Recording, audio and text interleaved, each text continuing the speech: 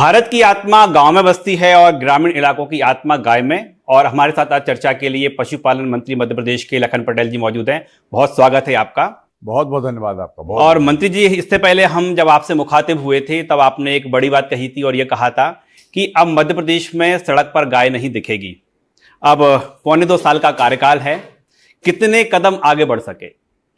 बहुत अच्छा सवाल किया आपने, क्योंकि आज हमारे प्रदेश की या देश की कई राज्यों में ये बड़ी विकट समस्या है निराश्रित गौवंश की। और इस पर मैं जब से इस विभाग का मंत्री बना तब से लगातार प्रयास कर रहा, लगातार लोगों से चर्चा कर रहा, लगातार लोगों के सुझाव ले रहा। और मैंने तो कई बार अपने भाषणों में भी कहा है कि इस समस्या के निदान के लिए जिसके पास जो सॉल्यूशन हो वो मुझे लिखित में भी दे सकता है, मुझे फ़ोन पर भी बता सकता है।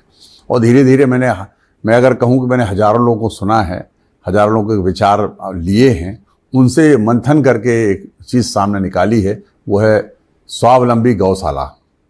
और स्वावलंबी गौशाला जो हमने अभी योजना चालू की, लागू भी कर दी हमने। प्रदेश में अभी 28 जगह नाम चिन्हित किए थे। 28 जगह से हमारे पास अभी लगभग 20 जगह की ज़मीनें आवंटित हो गई, जो लगभग 4000 एकड़ के आसपास ज़मीन है। और बाकी भी हमारी आवंटन की प्रक्रिया चल रही है लगातार। हमने लगभग 13 जिलों में 14 जगह अभी हमने टेंडर भी जारी कर दिया, जिसकी तारीख आने वाली 30 तारीख आखिरी तारीख है कि 30 तारीख तक लोगों के आवेदन आ सकेंगे जो भी इसको चलाना चाहता है, क्योंकि ये पीपीपी मॉडल में है। इस पर बहुत विस्तार से न जाएं तो ठीक होगा, क्योंकि गाय को हम व्यवस्थित करना चाहते हैं, विस्थापित करना चाहते हैं सड़क से हटा करके, और उसको एक बहुत अच्छी जगह रखना चाहते हैं। तो उसका एक मॉडल जो बनाया हमने, स्वावलंबी गौशाला गोकुल धाम। तो गोकुल धाम उसको इसलिए कहा कि गाय वहाँ पर व्यवस्थित और स्वस्थ और अच्छे से विचरित भी कर सके और अच्छे से रह सके, और जिसका ख्याल रखा जा सके, उसको गोकुल धाम कहा है। और वहाँ पर हम मिनिमम 5,000 गाय की ये गौशाला होगी कम से कम। अधिकतम इसमें कोई सीमा नहीं है। 25,000, हम जैसे दमोह में हम लगभग 25,000 गाय की बना रहे हैं, क्योंकि जमीन की उपलब्धता है। 130 एकड़ में कम से कम 25 गोकुल धाम गौशाला है, 25,000 गाय रहेंगी। 25,000 तक मतलब जैसी जमीन उपलब्ध होगी जहां उतनी वहां पर गौशाला में गाय रख सकेंगे। जैसे उदाहरण के तौर पे अगर हम कहें कि 130 एकड़ जमीन अगर हम उसको आवंटित करेंगे तो वहां 5,000 गाय वो रख सकेंगे। और मान लो हमने 130 की जगह 25 और जोड़ दो, 155 एकड़ 160 एकड़ दी, तो उसको 1,000 गाय और रखना पड़ेगी वहां पर। ये हमने उसमें बाध्यता की है कि 25 एकड़ पर 1,000 गाय आपको रखना पड़ेगी। 25 एकड़ हमने इसलिए किया उसको कि वहां पर वो सीएनजी प्लांट भी लगाएगा, गोबर गैस भी बनाएगा, उसके साथ साथ सोलर भी लगाएगा, उसको चारा के लिए भी जगह होगी, उसको शेड बनाने के लिए जगह होगी, उसको रखने की जगह होगी, उसके साथ साथ वो उसमें सोलर प्लांट लगाएगा, साथ में ब्रीडिंग का काम भी करेगा। ये सारे काम वहाँ करेगा तो उसको जगह चाहिए। तो हमने 1,000 पे 25 एकड़ जमीन का किया, जिसमें मिनिमम, लेकिन हम उसको 125 एकड़ 130 एकड़ इसलिए रखा है कि 5,000 से कम की हम ये नहीं बना रहे। हम व्यवहारिक रूप से बात करें तो देखा है कि जो गौशाला की प्लानिंग थी इसलिए थी कि सड़क से गाय हटे, लेकिन पूरी तरह से सफल नहीं हो पाए। आपको लग रहा है कि जो आप नया फॉर्मूला लाए हैं, स्वावलंबी गौशाला, जिसे आप गोकुल धाम गौशाला भी कह रहे हैं, क्या इसके बाद मध्य प्रदेश में सड़क पर गाय नहीं दिखेगी? मुझे पूरा विश्वास है, और पूरे विश्वास के साथ इस बात को कह सकता हूं कि जिन जिन जिलों में ये बनकर तैयार हो जाएंगे, देखिए बड़ा काम है ये। एक गौशाला में लगभग 40 करोड़ से लेकर 50 करोड़ की लागत है, और ये सब पीपीपी मॉडल है, प्राइवेट इन्वेस्टर्स इसमें इन्वेस्ट करेंगे। क्योंकि इसको हमने व्यवसायिक बनाया है। व्यवसायिक इसलिए बनाया कि लोग अपना जो लागत लगाएं उसको कैसे जनरेट करेंगे। तो मैंने जैसे 4-5 चीज़ें कही कि उस वहाँ वो सीएनजी बनाएगा, उससे पैसे मिलेंगे। उसके बाद खाद बनाएगा, अच्छी जैविक खाद बनाएगा, उससे पैसे आएंगे उसको। सोलर लगाएगा, उससे पैसा मिलेगा उसको। उसके बाद ब्रीडिंग करेगा, उससे पैसा मिलेगा उसको। उसके साथ साथ वो दुधारू पशु भी वहाँ 30% रख सकता है। तो ये सारे मॉडल को सोच करके बनाया गया है कि जो आने वाले इन्वेस्टर आए। और मुझे लग रहा है कि जिस तरीके से लोग हमारे पास फ़ोन आ रहे हैं, हमारे योजना से जुड़ने का काम कर रहे हैं, तो निश्चित रूप से हमारे पूरे के पूरे आवेदन हमारे पास आ जाएंगे। हर योजना की बात करें तो उसके 2 पहलू होते हैं। कहीं ना कहीं आ ही जाएगा कि देखिए बड़े सस्ते दामों में गौशाला के नाम पर जमीन दे दी गई, जमीन की बंदरवाट कर दी गई। इसका फॉर्मूला क्या रहेगा? नहीं, जमीन दी नहीं है मैंने। जी। इस योजना में सब इसकी खूबसूरती यही है कि हमने जमीन दी नहीं है उसको, हमने सिर्फ काम करने को जमीन दी है। ये हमने पहले दिमाग में रखा था कि कुछ नहीं होगा तो हमारे मित्र वर्ग तो कुछ आ ही जाएंगे ये कहने कि आपने जमीन लुटा दी, 4 सन की इतनी जमीन दे दी। हम इसमें सिर्फ काम करने के लिए जमीन दे रहे हैं, ना उसको लीज दे रहे हैं ना उसको कुछ दे रहे हैं। उस एरिया को उसको सिर्फ काम करने, मतलब गौशाला बनाने, गौशाला गौ को चराने, चारा उत्पादन, ये सारे काम करने के लिए अनुमति दे रही है उसको। हम दे नहीं रहे उसको, और कोई राइट नहीं है उसका, यूजर राइट है, ओनली यूजर राइट। गाय से आगे चलते हैं, चूंकि पशुपालन विभाग की बात करें तो एक बड़ा दायरा है और ये भी सरकार की ओर से दावा किया गया था कि ना सिर्फ खेती बल्कि जो पशुधन के जरिए भी तमाम आमदनी होती है, इस आमदनी को भी 2 गुना कर दिया जाएगा। इसमें भी कितने कदम आगे चले हैं? निश्चित रूप से बहुत अच्छी बात है। देखिए, आज हमारे यशस्वी प्रधानमंत्री आदरणीय नरेंद्र मोदी के जैसा मानना और कहना है कि किसान की आय मुझे दुगनी करना है। मैं इस बात से सहमत भी हूं और मैं इस बात को कहता भी हूं कि जब तक किसान की आय दुगनी करना है तो आज के समय पर, मैं किसान हूं, मैं बहुत अच्छे से जानता हूं, मैं बचपन से देखता आ रहा हूं इस चीज़ों को, उत्पादन कहाँ से कहाँ पहुंचा। लेकिन मुझे अब लगता है कि एक जगह जाके रुक गया। रुक इसलिए गया कि मैक्सिमम पे हम पहुंच गए। आज गेहूं का उत्पादन हमारे यहाँ नॉर्मल तौर पे 20-22 कुंटल होता है एकड़ में, जो पहले कभी सारे फार्मूले लगा दिए गए। इसमें जैविक फार्मूला, सब रासायनिक फार्मूला, जितना हो सकता है मैक्सिमम पर हम पहुंच गए। अब उसकी आय अब इसके बाद उसकी आय बढ़ाना है तो हमारे पास क्या चारा है? हमारे पास एक उपाय है जो है पशुपालन, दुग्ध उत्पादन। उससे हम किसान को जोड़ करके उसकी आय बढ़ाने का काम करेंगे। तो उसमें भी हमने एक बड़ी महत्वपूर्ण योजना बनाई है जो है डॉक्टर भीमराव अंबेडकर कामधेनु योजना। उसके तहत हम किसान को 25 गाय भैंस से लेकर के 200 तक हम दे सकते हैं उसको, और उस पर सरकार बाकायदा अनुदान भी देगी। SC और ST के लिए 33% अनुदान और जनरल और OBC के लिए 25% अनुदान। और वो 25% अनुदान की अगर हम राशि में बदल दें तो अगर कोई आदमी 200 गाय या 200 भैंस ले रहा है तो उसकी यूनिट लगभग 3.5 करोड़ से ऊपर होगी। और उसका अनुदान की अगर हम बात करें तो लगभग 40-42 लाख रुपए का अनुदान उसको शासन के द्वारा दिया जाएगा। और उसको हम अकेले उसको बना के छोड़ नहीं देंगे, उसको हम जोड़ रहे हैं सांची के साथ। और सांची के साथ इसलिए जोड़ रहे हैं कि उसको ना दूध लाने की परेशानी हो, ना ले जाने की परेशानी हो, ना बेचने की दिक्कत हो। हमारा आदमी वहाँ कलेक्शन करेगा, वहाँ से उसको वहीं पेमेंट करेगा, वहीं उसको अगर गाय भैंस के लिए चारा दाना जो चाहिए उसको वहीं उपलब्ध करा दिया जाएगा। क्योंकि हमारी सांची खुद भी उसका दाना पानी बनाती है। साइलेज की भी हम व्यवस्था कर रहे हैं, चूँकि हमने प्रयोग करा अपने डेयरी स्टेट में कि साइलेज अगर हम देते हैं तो गाय का दूध रोज प्रतिदिन दिन भर में 1 से 1.5 लीटर 2 लीटर तक बढ़ गया और लागत कम हो गई। ये हमने प्रयोग करके इसको किया। तो अब हम किसानों तक भी ये बात पहुंचाना चाहते हैं कि आप साइलेज देंगे तो आपको दोनों साइलेज बताए, खाने का हरा चारा है जिसको हम पैक करके रख लेते हैं। ये बहुत सारे लोगों को तो नाम ही मालूम नहीं होगा साइलेज क्या भला है। तो ये हम नीचे तक पहुंचाने का काम कर रहे हैं। ये कोई साइड इफेक्ट तो नहीं है गाय को? कोई जैसे हम फर्टिलाइजर लाए हैं खेती के लिए, नहीं। तो ये गायों के लिए कोई साइड इफेक्ट तो इससे नहीं है? चारा है, जैसे मक्का है, मक्का लगी हुई तो हरी मक्का को काट करके और उसको क्रैश करके, मतलब उसको चारा मतलब बना के क्रैश करके और पैक कर दे, तो एयर टाइट पैक कर दे, जिससे वो 18 महीने तक खराब नहीं होता। बस उसकी ये कि एक अगर बंडल खोला आपने तो उस बंडल को 4 से 5 दिन में उसका उपयोग हो जाना चाहिए। आपने सांची का जिक्र किया है। बड़े जोर शोर से कहा गया था कि मध्य प्रदेश का जो दुग्ध उत्पादन का पूरा डिपार्टमेंट था ये तो केंद्र के हाथ सौंप दिया गया। सरकार का ये तर्क था कि हम मध्य प्रदेश में दुग्ध उत्पादन को बढ़ावा देने के लिए एक बेहतर ये विकल्प हमने चुना है। क्या रिजल्ट रहे हैं? अब जब मध्य प्रदेश का जो सांची डिपार्टमेंट के लोगों की प्लानिंग की गई थी, हम उसमें कितने सफल हो पाए? देखिए, ऐसा है, आपने बिल्कुल सही बात कही। लोगों को बड़ी गलतफहमियां इस बारे में थी, पहले भी मैंने अपने बड़े स्पष्टता से इस बात को कहा था। फिर एक बार आपके माध्यम से कहना चाहता हूँ कि सांची को जो NDDB national dairy development board जो हमारा है, मतलब भारत सरकार का है, उसको हमने एज ए एडवाइजर, अगर हम उसकी बिल्कुल देशी भाषा में कहें, एक्सप्लेन करें कि क्यों दिया, तो हम ये कह सकते हैं कि हमने उसको एक एडवाइजर के रूप में, एक एक्सपर्ट के रूप में हमने उनको ये दिया है कि आप इसको संचालित करिए और बेहतर करके दीजिए।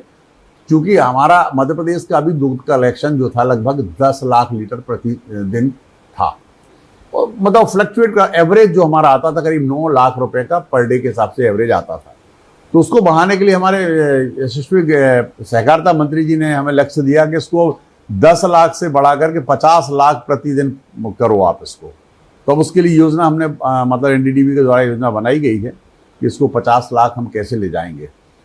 अब जहाँ तक उपलब्धि का सवाल है तो अभी मात्र 4 महीने उसको हुए, अप्रैल के महीने में स्थानांतरित हुआ था। अब देखिए कोई भी नया जब हम कोई काम करते हैं तो समय लगना तो तय है, और उसकी योजना, उसको बनाना, उसको धरातल पर उतारना, कागजों पर योजना बनाना एक अलग विषय है, लेकिन उसको धरातल पर उतारना एक अलग विषय है, बड़ा चैलेंज है वो। तो उन्होंने काम शुरू किया है। हमारे पास समय समय पर जानकारी भी आती है, समय समय पर वो हमको एडवाइस भी लेते हैं। तो वो तो काम चल रहा है, और मुझे पूरा विश्वास है कि जो हमने लक्ष्य लिया है 50 लाख लीटर प्रतिदिन हम कलेक्शन करेंगे तो निश्चित रूप से हम उस पर सफल होंगे, ऐसा मुझे विश्वास है। मार्केटिंग का जहाँ तक प्रश्न है तो मार्केटिंग हम मध्य प्रदेश में तो बढ़ा ही रहे हैं, इसके साथ साथ मार्केटिंग हम बाहर, मध्य प्रदेश से बाहर भी इसको ले जाने का काम करेंगे। उत्पाद भी नए नए हम बनाने का काम करेंगे, जिससे कि लोगों तक हमारा ब्रांड नीचे तक पहुंचे। वैसे आपने पता नहीं यूज़ किया सांची के ब्रांड को नहीं किया, मुझे नहीं मालूम, लेकिन आप सांची का ब्रांड यूज़ करोगे और दूसरे ब्रांडों से आप कंपेयर करोगे, तो मैं किसी ब्रांड का नाम नहीं लेना चाहता, लेकिन आप जब करेंगे तो आपको साफ स्वाद में समझ में आ जाएगा कि सांची का ब्रांड कितना है। जैसे हमारा पेड़ा है सांची का, इतनी डिमांड है उसकी कि रोज बनता है, रोज पूरा बिक जाता है, और रेट वाइज भी कम है, टेस्ट में बहुत अच्छा है। ऐसे बहुत सारे ब्रांड हैं, मैं मतलब पर्टिकुलर एक ब्रांड की बात नहीं कर रहा, लेकिन बहुत सारे ऐसे ब्रांड हैं। मैं तो चाहता हूँ आपको टेस्ट भी कराऊंगा और आप मार्केट में भी उपलब्ध है, तो आप देखेंगे कि उसके कारण लोगों में जागरूकता भी आएगी और हम इसका मार्केट भी बढ़ाने का काम करेंगे। बिल्कुल, आप वो फोकस कर रही है, सरकार फोकस कर रही है कि दुग्ध उत्पादन बढ़े मध्य प्रदेश में। हालांकि ये आपके विभाग का विषय नहीं है, लेकिन जब भी त्योहारी सीजन आता है तो एक सवाल उठ जाता है कि मावा है मिलावटी है, मिठाई है मिलावटी है, और एक ऐसा मार्केट में कहें कि घर घर एक मैसेज बन गया है कि त्योहार सीजन हो तो मावा से दूरी बना लें, मिठाइयों से दूरी बना लें। ये जो एक मानसिकता बन गई है, क्या इसमें कोई सच्चाई है और इसे दूर कैसे करेंगे? नहीं, मैं आपसे बिल्कुल सहमत हूं। ये माहौल जो ये मार्केट में ये बात आई है, ये बिल्कुल सही है कि इस तरीके का भाव तैयार हो गया, लेकिन ऐसा है नहीं। ऐसा बहुत कई जगह, ये मैं इस बात को भी एग्री करता हूं, कई जगह नकली दूध भी पकड़ा गया, कई जगह नकली मावा भी पकड़ा गया, उनके खिलाफ सख्त कार्रवाई भी हुई। लेकिन ये हमारे विभाग के द्वारा नहीं होती है, दूसरे विभागों में, नगर पालिका के जो फूड वाले हैं वो हैं, नगरीय निकाय है, या अपने मेडिकल वाले हैं। तो ऐसा कोई फार्मूला लाएंगे कि सांची के टैंकर में कभी कोई मिलावट ना हो? नहीं, बिल्कुल जो उसकी फैट की सीमा है बिल्कुल तय हो, बिल्कुल तय हो रहती है। और जब हम दूध लेते हैं उसी समय टेस्ट कर लेते हैं। जब हमारे पास कलेक्शन आता है, जैसे हम इसका अगर एक उदाहरण दें कि एक गाँव में हमने कलेक्शन सेंटर लगाया, जिसको हम बीएमसी कहते हैं, लगाया उसको। अब वो अगर वहाँ उस गांव के या आसपास के गांव के लोग दूध लाते हैं, तो जब हम दूध लेते हैं तो उसी समय उसका टेस्ट कर लेते हैं और उसको फिर उसमें मिक्स करते हैं कि उसका कितना फैट है। नहीं तो हम कैसे तय करेंगे आपका रेट क्या है? उसी समय हम तय कर लेते हैं फैट परसेंटेज क्या है, इसका वजन कितना है, कितना लीटर है, और फिर हम उसको मिलाते हैं।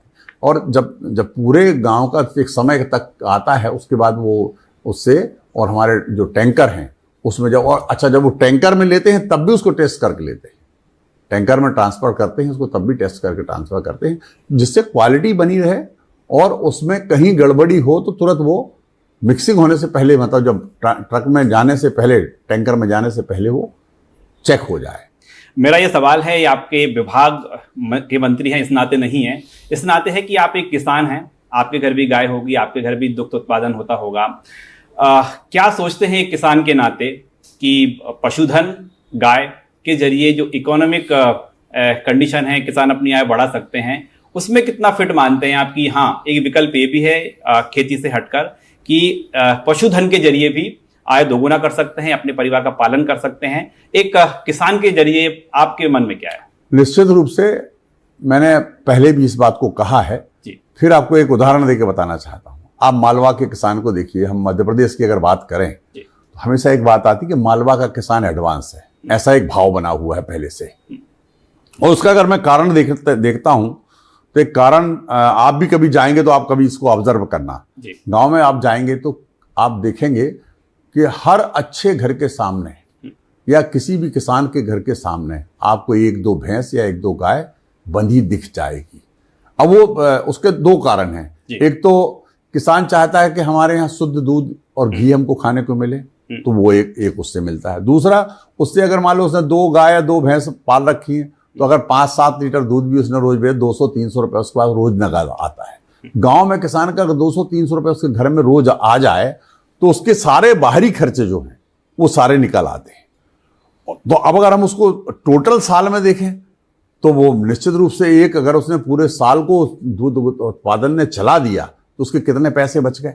आपकी तो बातचीत होगी, गांव में आप रहते ही हैं। अरे मैं तो गांव का हूं, मेरे यहाँ तो बचपन से जब से पैदा हुआ जब से। क्या जो पशु पालक किसान है क्या सोचता है वो? यही सोचता कि एक गाय भैंस होने से हमारे घर का दिन भर का रोजमर्रा का खर्चा चल जाता और जो बाकी चीज होती बचत में आ जाती। तो निश्चित रूप से ये उसकी आय को बढ़ाने का काम तो करता ही है। कई बार मैं तो इस बात को भी कहता हूं कि लोग कहते हैं गौ पालन। अभी यहाँ आपको जानकारी दे दूं कि हमारे विभाग का नाम अभी माननीय मुख्यमंत्री ने घोषणा की थी कि गौ पालन, पशुधन एवं डेयरी किया गया है, जिसका फाइल चल रही जो हो जाएगी। अब गौ पालन को अगर हम कहें हम गाय पालने को, तो मैं तो उल्टा कहता हूं कि गाय हमें पाल रही है।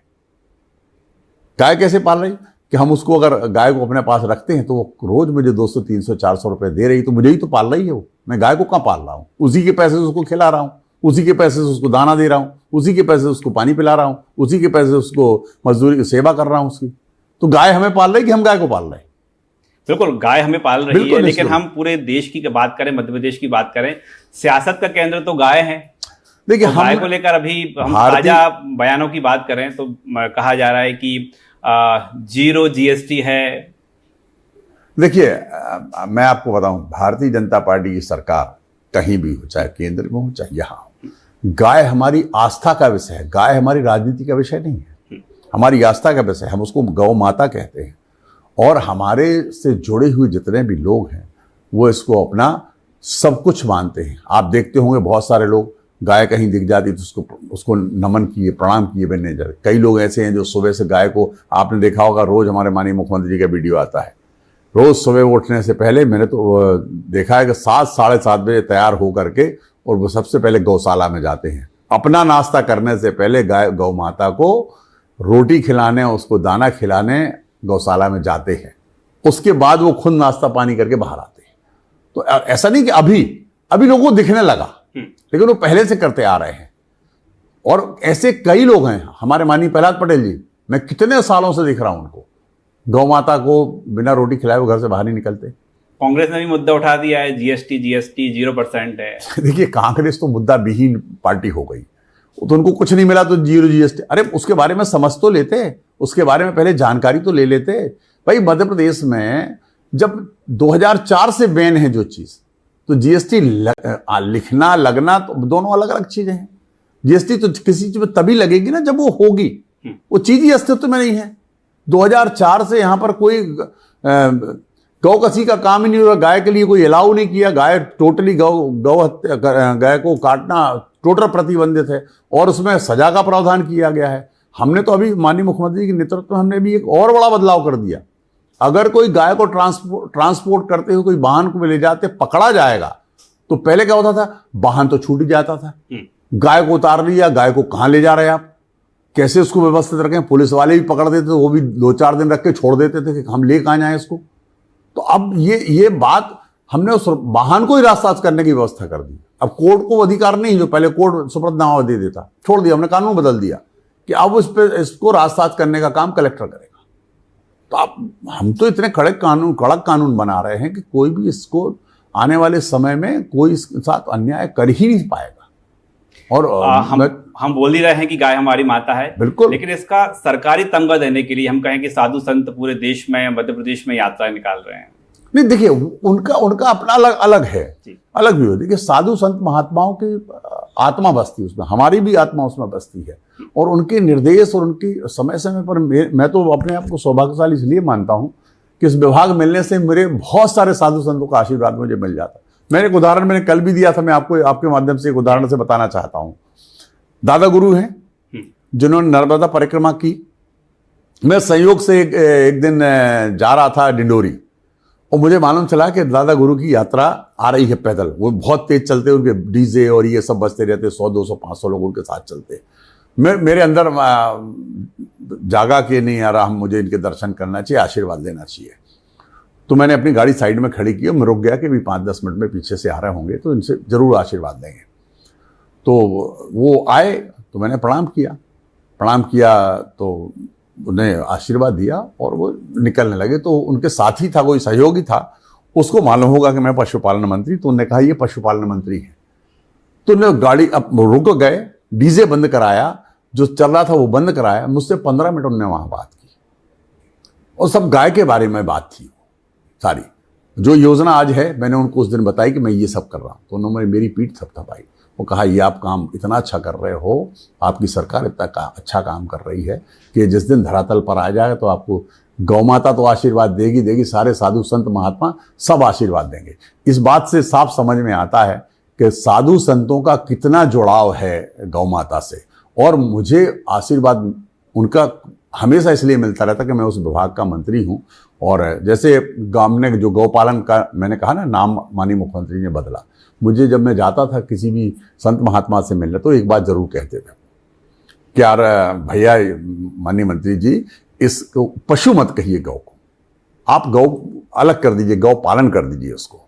मैंने माननीय मुख्यमंत्री जी से निवेदन किया। तो आपको याद होगा जो हमारा अभी कुछ दिन पहले एक संगोष्ठी सम्मेलन हुआ था, उसमें माननीय मुख्यमंत्री ने घोषणा की थी और विभाग का हमने नाम। तो लगे हाथ ये भी खुलासा कर दीजिए कि आप मध्य प्रदेश सरकार में मंत्री बन रहे हैं, तो आपको पहले सूचना मिल गई थी, लेकिन विभाग कौन सा मिलने वाला है, ये आपकी दिलचस्पी थी, आपके मन में था, या फिर संयोग था कि आपको पशुपालन मिल गया? देखिए, ये आपने बात रखी। मुझे तो लगता है कि जो कुछ भगवान तय करता है माननीय मुख्यमंत्री जी ने मुझे दे दिया जी। और माननीय मुख्यमंत्री जी का विशेष अधिकार है, विभाग कभी कोई मांगने नहीं जाता। कई बार इंटरेस्ट पूछ लेते हैं, कई बार नहीं पूछते।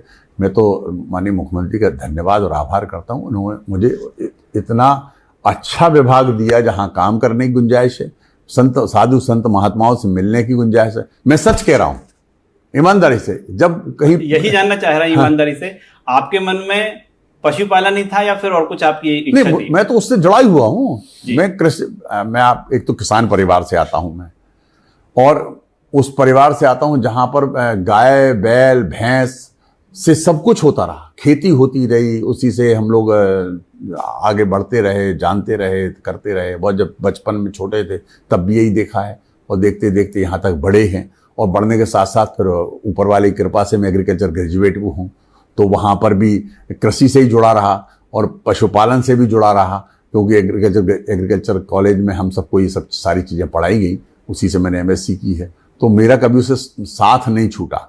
और उसके बाद मैं स्टेट बैंक में रहा, तो स्टेट बैंक में रहने के साथ साथ सरकार की योजनाओं के माध्यम से मैंने हजारों, मतलब हजार नहीं कह रहा मैं, हजारों जानवर नहीं कहें तो भैंस बैल गाय बकरियां, ये सब खरीदने का अवसर भी मिला। उसमें कमेटी में था मैं, तो हर हफ्ते में हम दो या तीन बार जाते कह सकते हैं संयोग है कि जो मन में था, जो इच्छा थी, प्रभु ने वही इच्छा पूरी कर दी।